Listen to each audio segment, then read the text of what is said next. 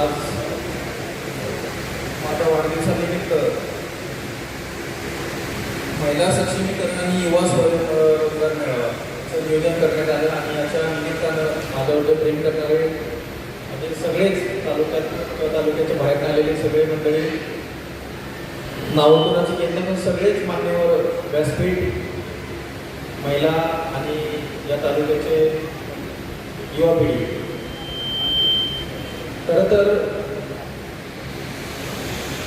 मला आवर्जून एक गोष्ट सांगायची की ज्या कार्यक्रमाचं नियोजन केलं आणि त्याचं जे हिडिंग आहे स्वयंरोजगार आणि महिला सक्षमीकरण खरं तर ह्याच गोष्टी आज फार मोठी गरज आहे आणि जिथं जिथं मी जातो तिथं माझ्या भाषणातनं किंवा बोलण्यातनं हेच मुद्दे येत असतात. आज आपला अट्टाळी तालुका ग्रामीण भाग आणि बघतोय की या तालुक्यात रोजगार नाही, तिथं कुठली MIDC नाही, कुठल्या मोठ्या इंडस्ट्रीज नाही आहेत, म्हणून इथले बरेच लोक मुंबई किंवा पुण्यासारख्या शहरामध्ये जाऊन काम करत असतात. हे कुठंतरी थांबलं पाहिजे, की लोक इथंच थांबले पाहिजेत आणि रोजगार तालुक्यातच तयार झाला पाहिजे. हा हेतून हा घेतलेला प्रोग्राम आहे. ज्या लोकांनी याचं नियोजन केलं मी त्यांचं अभिनंदन करेन, पण काही गोष्टींवर त्यांना मला सल्ला द्यायचा आहे की तुम्ही जर अशा प्रकारच्या कार्यक्रमाचं नियोजन करत असाल तर जास्तीत जास्त तरुण वर्ग किंवा ज्यांना ह्या कार्यक्रमाची गरज आहे, या प्रोग्रामची गरज आहे, अशा लोकांना जास्तीत जास्त आणायला पाहिजे होतं.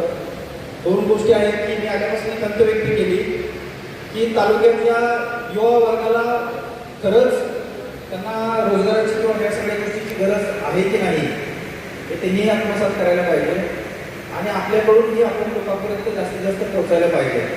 खरं तर या कार्यक्रमासाठी जे गाईड करणारे लोक आहेत, मला एका दोघांचं ऐकायला भेटलं, अतिशय चांगल्या प्रकारे योजनेच्या सगळ्या गोष्टी ते सांगत होते आणि हे चेनमध्ये लोक आहेत. म्हणजे कुठली योजना असेल किंवा कुठलाही उद्योग स्टार्ट करायसाठी जी गोष्ट लागते, बेसिक कागदपत्रापासून शेवटची सँक्शनिंगपर्यंत जी चेन आहे त्या साखळीतली हे लोक आलेले आहेत. खरं तर मला माझ्यातर्फे मी प्रशासनात काम करतोय, मला माहिती आहे की तुम्ही काय लेवलला काम करता किंवा कशा प्रकारे तुम्ही इथं आलेला आहात. सगळ्यात पहिल्यांदा मला तुमचं अभिनंदन करायचं आहे की तुम्ही तुमच्या आजच्या ऑपॉर्च्युनिटीजमधनं वेळ काढून तुम्ही इथं आलात. खरं तर अशा प्रकारचे आउटरीच प्रोग्राम जे असतात की त्यांची जबाबदारी आहेच, पण आपल्या सगळ्यांची जबाबदारी आहे की शासकीय योजना ज्या आहेत, ज्या आपण टॅक्स पे करतो रोजच्या दैनंदिन जीवनामध्ये, जिथं जिथं आपल्याला आपला टॅक्स जातो आणि हा टॅक्स सरकारकडे जमा होतो आणि तिथून परत तोच टॅक्स जो दुर्लभ घटक आहे त्या घटकापर्यंत पोहोचवायचं काम शासन करत असते. त्याचाच हा प्रकार एक असतो की रोजगार असेल, उद्योजक असेल, ते समाजात घडले पाहिजेत आणि यांच्यासाठी या प्रकारच्या योजना वारंवार सरकार करत असते, जेणेकरून समाजातले जे दुर्लभ घटक आहेत, जे वंचित घटक आहेत, त्यांच्यापर्यंत ज्या अर्थकरणाचा किंवा याचा जो बेनिफिट आहे शासनाचा तो झाला पाहिजे.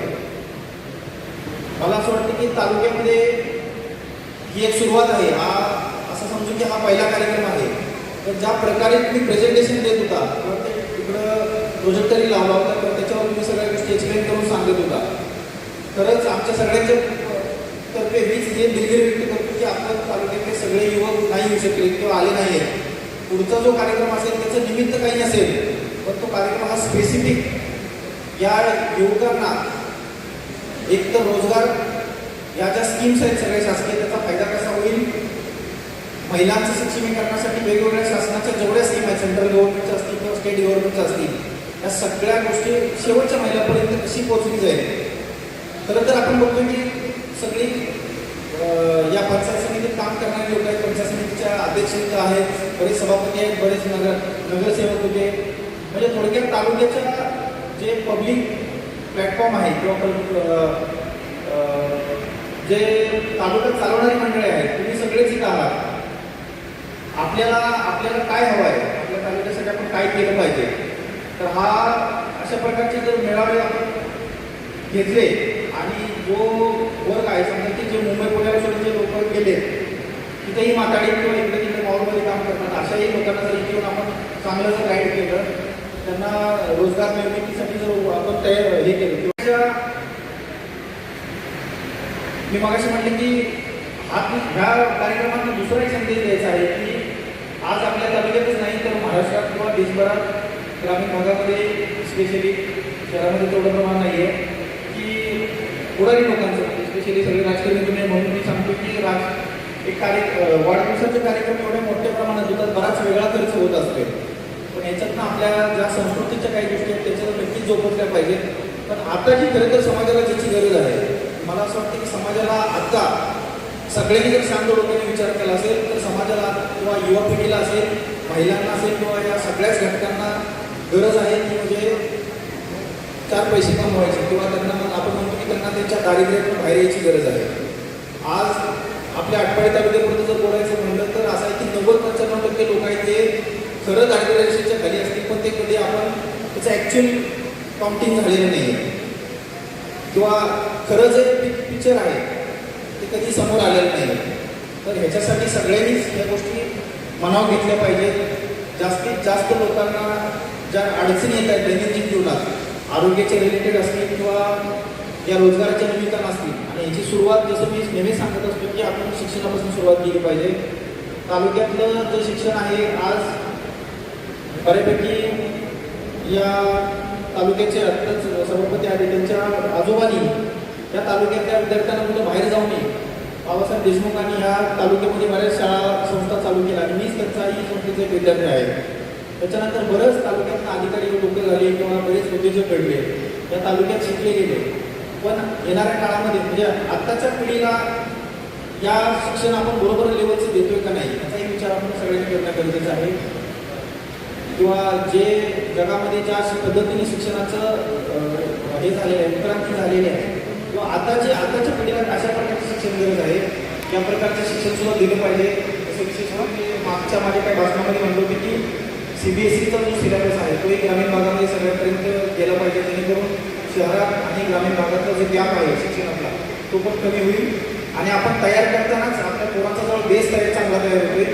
त्यावेळेस ही जी स्पर्धा परीक्षा देणारी विद्यार्थी आहेत आपलीही मुलं त्या लेवलला जाऊन कॉम्पिट करतील.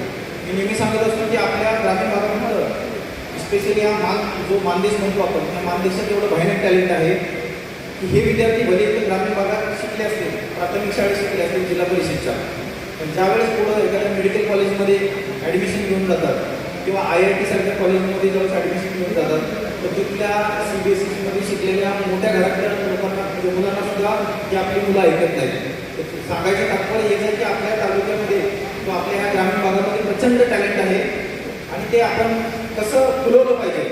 आणि आपल्या सगळ्यांची, तुम्ही सगळे राजकीय मंडळ आहात, तुम्ही समाजाला दिशा द्यायचे काम करत असतात. जी आत्ता जी गरज आहे, मला म्हटलं की समाजाला कशाची गरज आहे हे सगळ्यांनी आपण ओळखलं पाहिजे. समाजाला गरज आहे की चांगल्या शिक्षणाची, चांगल्या आरोग्य सुविधा तयार व्हायची, आणि जे ग्रामीण भागात बेरोजगार मुलं आहेत त्यांना रोजगार दिला पाहिजे, आणि जे रोजगार देणारीच लोक आहेत तेही आपल्याकडूनच तयारी झाली पाहिजे. अशा प्रकारची जर इकोसिस्टम तयार झाली तर कुठलाही जो आपण म्हणतो की जी मोकळी लोक आहेत आणि हाताला रोजगार नसल्यामुळे जे बाकीचे वादविवाद होतात हे वादविवाद थांबले जातील आणि समाज जाती धर्मावर न डिवाईड होता विकासाच्या मुद्द्यावर ह्या गोष्टी विकास हाच एक मुद्दा होईल आणि समाजामध्ये एक संतुलन, जातीय संतुलन असेल किंवा बाकीच्या सगळ्या गोष्टीचं एक संतुलन होईल आणि जी गरीब आणि श्रीमंत म्हणतो आपण ह्या दोन्हीची जी दरी आहे त्याच्याही दरी कमी होत जाईल. तर या माझ्या वाढदिवसानिमित्त खरं तर एवढं एस्पेक्ट पण नाही आहे, पण मला आल्यानंतर मला कुठंतरी असं वाटतं की इथं उद्योग भवनातली लोक आहेत, जे सांगली उद्योग जे केंद्र आहे त्यातली लोक आलेली आहेत, सगळ्या स्कीमचा अभ्यास आहे, आपले ऑडियन्स कुठं आहेत, तालुक्यातली मुलं कुठं आहेत. तर ह्याची म्हणून ही खंत वाटली, मी बोलणार पण नव्हतो, पण मला असं वाटलं 2 शब्द बोलावं आणि जे योग्य आहे ते योग्य सांगावं की आपण कुठं कमी पडतोय.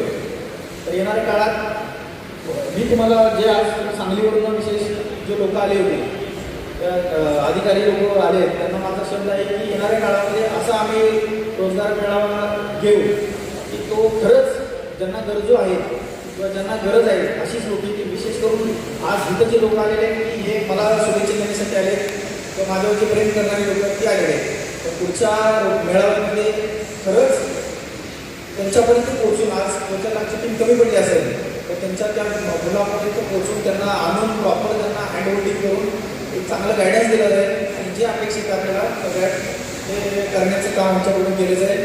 परत एकदा माझ्या या वाढदिवसानिमित्त मला माहिती होतं की आज वर्किंग डे आहे आणि मुंबईत ऑफिसमध्ये बसलो तर तिथं फोननं परेशान केलं असेल, त्यापेक्षा म्हटलं गावाला जावं, गावाला आपल्या जे आपले लोक आहेत त्यांना भेटावं असं वाढदिवसानिमित्त म्हणून मी खरं तर आज सुट्टी टाकून गावाला आलो आहे.